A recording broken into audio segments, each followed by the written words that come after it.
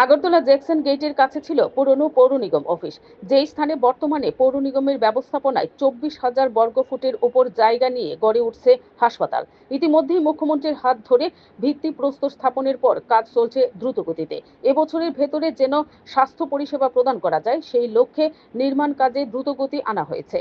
বৃহস্পতিবার দিন কাজের অগ্রগতি খতিয়ে দেখতে নির্মাণস্থলে উপস্থিত হয়েছিলেন আগরতলা পৌর নিগমের মেয়র দীপক মজুমদার। তাছাড়াও পৌর কমিশনার ডি.কে চাকমা, নগর উন্নয়ন দপ্তরের প্রতিনিধি, স্বাস্থ্য দপ্তরের প্রতিনিধি সহ নির্মাণকারী সংস্থার প্রতিনিধিরাও নির্মাণ কাজটি পরিদর্শন করেন।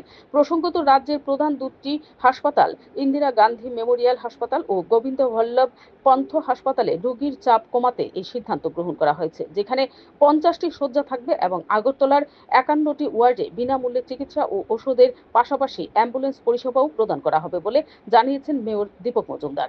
Bureau report, BTV Tripura news.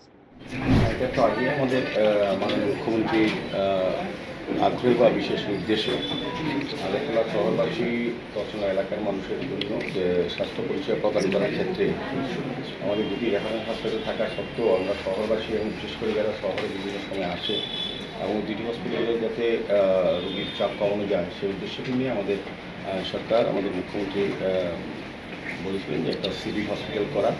Agartala পৌর শ্রমিকের দায়িত্ব দিয়েছে, কাজ শুরু হয়েছে, অনেকদিন হয়েছে।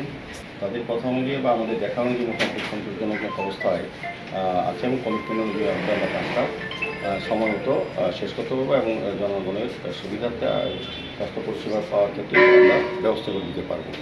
তো এটা প্রায় 18,000 স্কোয়ার ফিট জায়গার উপরে এটা তৈরি করা হচ্ছে।